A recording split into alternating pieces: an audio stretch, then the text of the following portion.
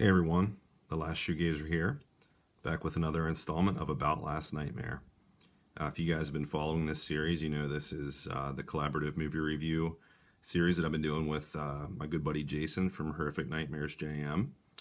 And he takes care of part one and gives a lot of fun facts and background on the film that we watch together about every Wednesday night. We try and do it weekly with a few exceptions. And I take care of part two, which you're watching now, and give our overall impression and takeaway and kind of the overall vibe of the film. And what we watched last night was Creepshow from Stephen King, George A. Romero, as you guys can see there at the top. And this is a really, really cool, memorable horror anthology, which I am a big fan of. I have a number of others in my collection, and I added this to my collection a couple of months ago. I picked it up from Goodwill, a nice snapper case copy. It's one that I'm kind of surprised I haven't seen until, last night. And it's really extra special that I saw it with Jason. It's one that he really loves. Yeah, it was just like watching a classic, for the first time, kind of kicking myself that I haven't seen it until now because it was phenomenal. I'm actually kind of biting at the bit to see what Scream Factory does with the new release that they have coming out, being a massive fan of their work and their treatments of really good films. So this left a powerful enough impression on me watching it with Jason, that he and I were both kind of talking about it at the end of the night there. We really need to check out what Scream Factory does. So be on the lookout for that. And who knows, might be showing that in an upcoming video after I think about that for a little while, but we all know I'm probably going to buy it. I'm not sure when that's coming out, but be on the lookout for that because I think it's soon. So anyway, this had a really great wraparound story. I'm not going to sum things up like too much. I just kind of want to give our impressions this time. If you haven't seen this, I don't want to spoil anything, but I know most people have seen Creepshow. If you're a fan of horror, I'm just one of those oddballs that let it pass me by for a while. But it finally worked its way out of the shadows, and I checked it out with Jason. So the wraparound is called Why God Made Fathers. It's really, really cool. It's fitting.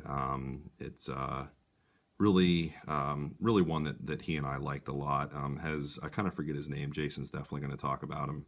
But one of the main actors from Halloween 3, Season of the Witch, which is one that Jason and I both like.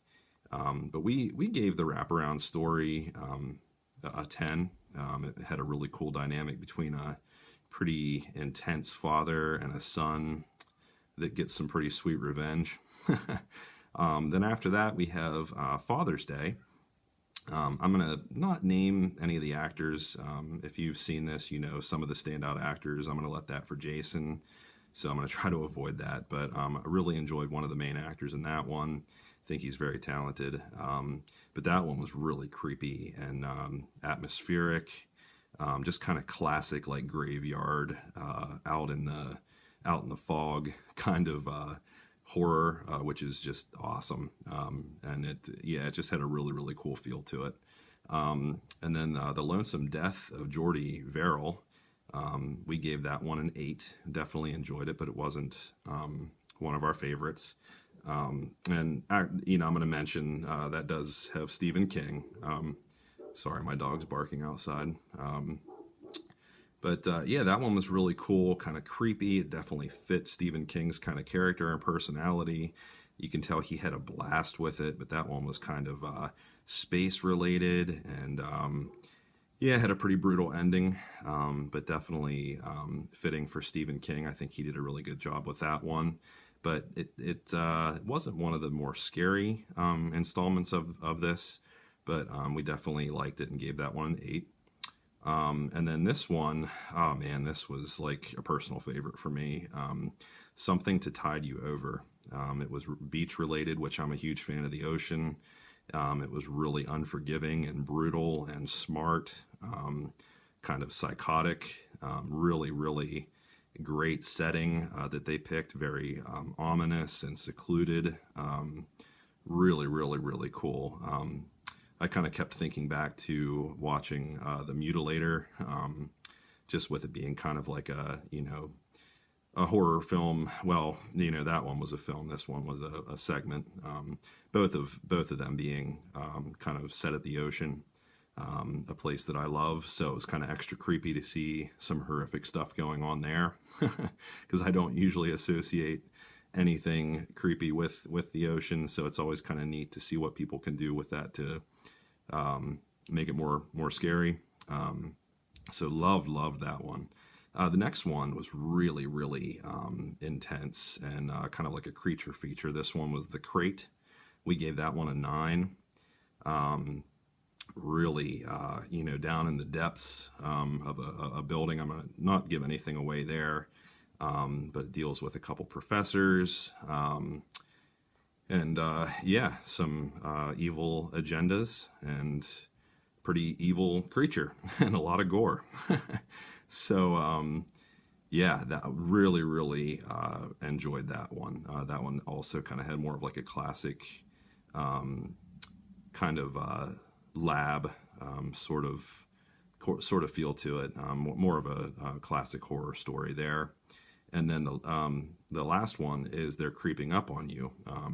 Gave that one an 8.25. Jason kind of, I think that one grew on him. He said the first time he saw that was like his least favorite, but he really liked that one. That was one of my least favorite ones. I'm no prude. I don't mind, some foul language in what I watch. But I don't know. The whole entire anthology played more on the spooky, creepy, kind of horrific elements. And that's kind of what I came to the party for. But that last one, the main guy there, he was just so pompous and just cursed all the time. And it was just, I don't know. I kind of, that took me out of it a little bit. But the visuals, the creepy elements there with all of the, like the cockroaches and stuff. Oh man, it did make your skin crawl. So I really enjoyed that one, but definitely not my favorite. So overall, we did kind of rate this individually, but I think we were both kind of agreeing on like a 9.5, like for Creepshow in general. Definitely loved it. Thumbs up for me. This is one of Jason's favorites. I'm really glad that I got to have my first watch be with him. Now I'm wishing every time I saw this at like an old VHS rental shop when I was a kid, I wish I would have picked it up and checked it out. So, and I'm a huge fan of Stephen King and also Romero's work, but this is just one that creeped on by me for a while. But glad I picked it up. I'm glad we watched it together, and definitely check this out. It is a blast from start to finish. And excited to get my hands on the Scream Factory treatment that's coming soon. So, leave some comments, guys. Check out Jason's part 1. Thank you for watching, and enjoy Creepshow.